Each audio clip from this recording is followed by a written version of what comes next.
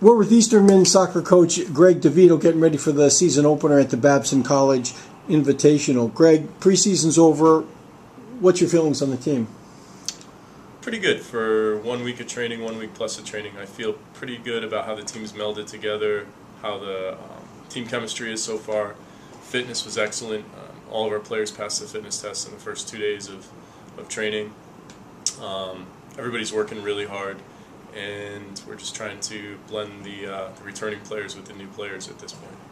If people saw last year's team and then they see this year's team, are they going to see a pretty similar team?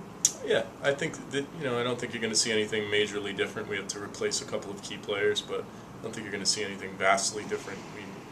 We have some younger guys that got a lot of experience last year and know the style of play that we're trying to achieve, and we recruited players that we think are going to fit into that as well. So hopefully it'll be a very similar style of play, and hopefully the results will be similar.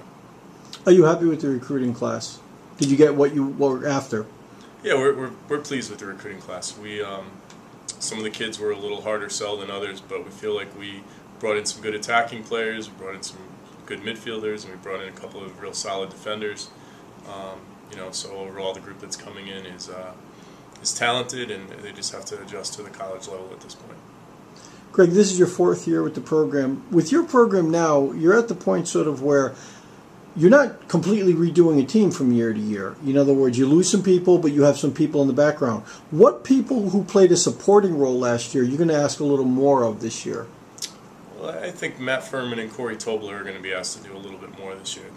They scored some goals last year, and they created some goals, and they created some problems for the other teams with their pace. But at the end of the day, Max absorbed a lot of the scoring, and Nick Beretti absorbed a lot of the scoring. So they're going to be asked to kind of step it up a little bit. And the young guys who played in the back, John DiCasanova and Aaron and Brad and Matt Esposito are really going to have to play like they've been playing for a few years, and really kind of take the team over and take over the leadership roles. Sean Collins, and Carl Apple, the leadership roles that have been vacated by Max and Nick.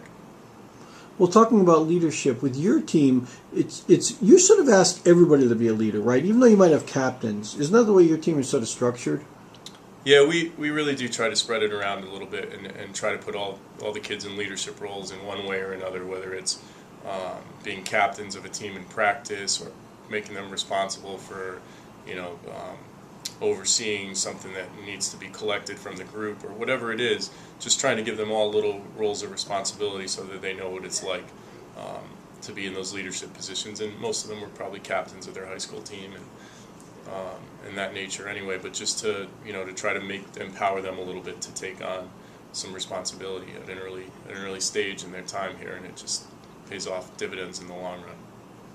You guys won 16 games last year. Don't you think the first couple of years of last year really set the tempo in terms of you went into this Babson College tournament and you won the thing, you beat a couple of established teams, then you beat Tufts a little bit later on. Did that really set the tempo the first 3 weeks maybe? Yeah, I think it set the stage. I think the seniors on the team last year were great leaders, and we went into that weekend believing that we could come out of there with some good results. And it's the type of tournament you go into playing two teams that were in the NCAAs the year before, and you could very easily come out the other way and be 0-2 and just be happy that you had two competitive games at the beginning of the season. But we were lucky enough that, the first game I thought we clearly were better, and the second game we were a little lucky to come out of there with a victory. And the next thing you know, you're 2-0, and the confidence is really flowing. Especially I thought for the younger guys on the team last year, playing in the back, first college games against two very good teams, and being so successful, and really,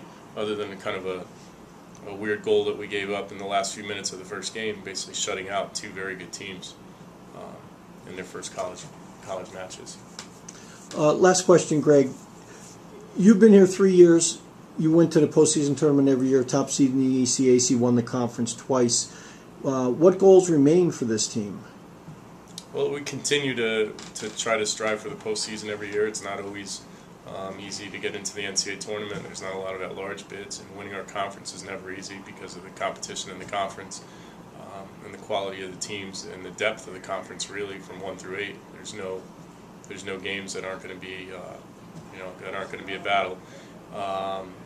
I think the goal now is to try to get back to the NCAAs as much as you possibly can and be a regular there and start to make some noise there and win a game or two and take it little steps at a time. Greg, thanks. Good luck this year. Thank you.